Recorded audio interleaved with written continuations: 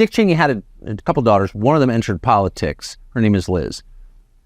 She just lost the primary in Wyoming, the smallest state. So she's not popular among Republicans. But she has been calling for hurting people for her entire public career. First it was, killing Arabs because they're dirty or something. She wanted to kill as many Arabs as possible. And she did that with the Iraq War. And then it was imprisoning anyone who disagrees with her politically. So most people find her repulsive and cruel and cold and scared. She's a fascist, obviously.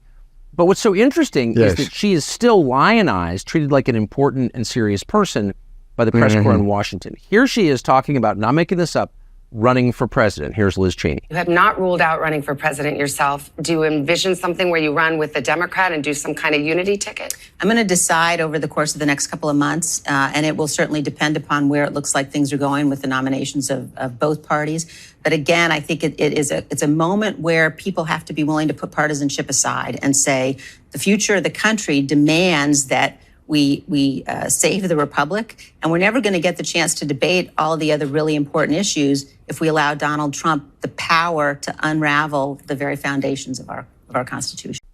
So here's the lady talking about the Constitution when she spent her career violating it. Here's a thought experiment. If Liz Cheney had absolute power, how many people do you believe would die? Yeah. Well, if past is prologue, tens of millions, because you're absolutely right. It was her daddy who got us under false pretenses into the Iraq War and Afghanistan. And those endless wars drained trillions of dollars of treasure. And look, Donald Trump, above all, does not want to see Americans come home in body bags. Nope. Liz Cheney she's a poster girl for this broader issue within a divided Republican Party in which kind of the globalists, dark money, the Wall Street hedge fund managers, these folks do not want Donald Trump. And so she would be a useful idiot, just as Chris Christie is a useful idiot. Both of them share in common just a venomous approach to Trump.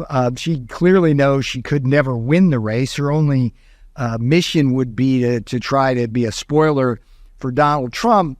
But, the George Conways of this world, there's just so many of these people, whether Mitt Romney, they put their own narrow self-interests ahead of the country. And look, she represented Wyoming for years.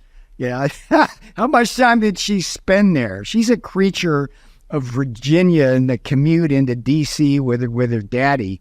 So, this is what we're up against. And this is why, Tucker, the 2024 election is so important. I mean, we know what the Biden regime and the Democrats will do. They will destroy our economy. They will undermine our national security. They will open our borders, and this whole social agenda they have in our schools, from the schools to the Pentagon, is just so very corrosive. So what I'm trying to do here is just get that message out and stand tall for the country. Is it a little weird that you hear them call Trump, whatever his faults, a fascist?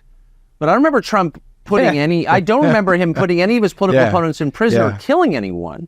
And these people have, just in the last 3 years, put a lot of people in prison on political grounds and killed an awful lot of people in foreign countries. Who's the fascist? Well, exactly. And like I asked myself that, they're trying to put me in prison. They're trying to destroy everybody I knew as my colleagues in the White House, either bankrupt them through massive legal fees or put them in prison as well. So there is no small irony here where they accuse us of authoritarianism when, in fact, the FBI, the Department of Justice, the White House, and when the Democrats are in control, the Congress are using their power to basically silence people, threaten people, put people in prison. Whether it's me as a former Trump advisor or whether it's a soccer mom at a school board meeting that Merrick Garland sends out intimidating letters to and puts in the category of a domestic terrorist. I mean, you couldn't make this up. I mean, it's a very bad, surreal caricature novel, but it's a reality we're living here, and we just got to get the truth out and fight. That's the mission here. We hold our heads high, we stand tall, and we punch and counterpunch, and that's what we have to do here.